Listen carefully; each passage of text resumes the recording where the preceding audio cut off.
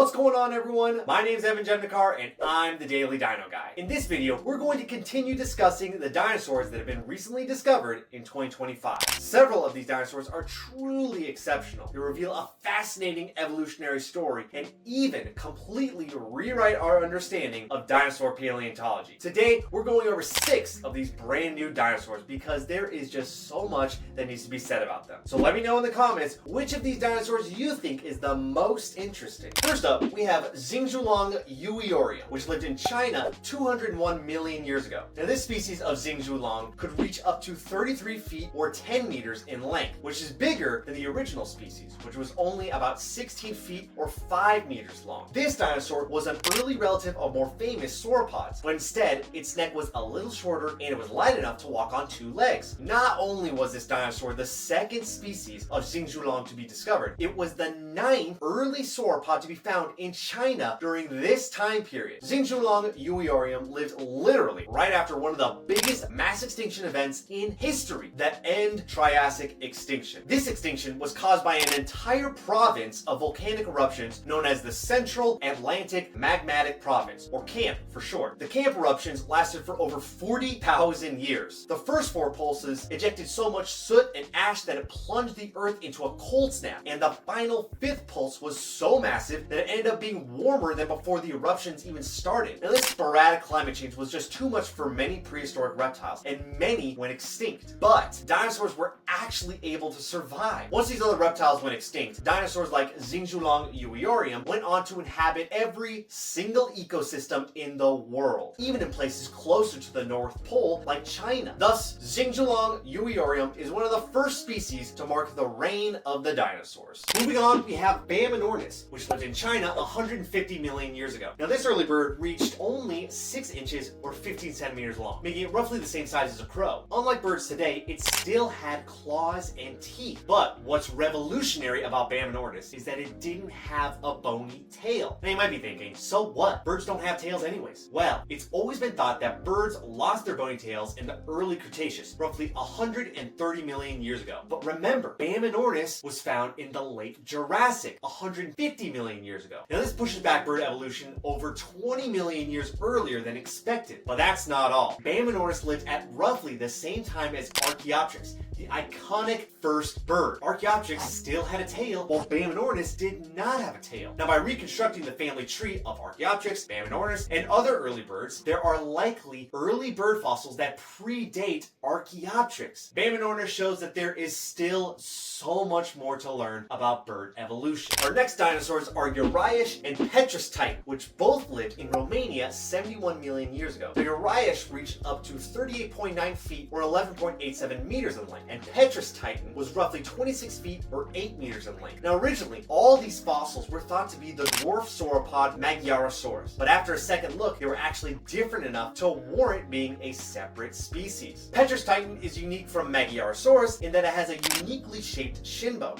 and Uriash is unique thanks to its elongated backbones, thicker thigh bone, and hind arms that are shaped differently. Now, these 2 dinosaurs are special because they reveal a unique story about Europe in the late Cretaceous. When paleontologists realized that Uriash and Petrustitan were unique species, they also found that they were more closely related to sauropods that lived in South America and Africa. In fact, their study also found that very few European sauropods seem to have had a long history in Europe during the late Cretaceous. Therefore, the authors suggest that the late Cretaceous saw some sauropods migrating out of South America, Africa, and even Asia and immigrating into Europe. It's not entirely clear why Europe saw an influx of foreign sauropods, but it might have to do with climate change, given that sauropods prefer hot and dry climates. Or there might be a completely different reason for all the migration, considering it's a very recent discovery. Only time and more studies will help clarify this mystery. Before we get to the next dinosaurs, I want to take a moment to thank the amazing people that make these videos possible. My Daily Dino Direct members. Thank you so much for your support and passion for paleontology. Because of you, this channel is able to put out videos that are as understandable and as accessible accessible as possible. If you want to help support this channel and take your dinosaur knowledge to the next level, then you should consider joining Daily Dino Direct. This isn't just another Patreon. It's something I would have wanted when I was becoming a paleontologist. You'll get early access to these YouTube videos, Q&As with me, a special community, and exclusive lectures from me and other leading paleontologists. So go to my website and sign up today. And our last dinosaurs were also split off from a dinosaur that has already been discovered. The first is Huadanosaurus, and the second is Sinosauropteryx lingyuanensis, which both lived in China 125 million years ago. Now originally, they were both thought to be specimens of Sinosauropteryx prima, but after a second look, they realized that Huadanosaurus had a unique skull, chest bone, hips, backbones, and hind limbs. And Sinosauropteryx lingyuanensis was unique in that it had a larger upper jaw. Now these two dinosaurs were about the size of a house cat and would have been covered in soft down feathers, making them some of the cuddliest dinosaurs to have ever existed. But don't let that cute appearance fool you. They were actually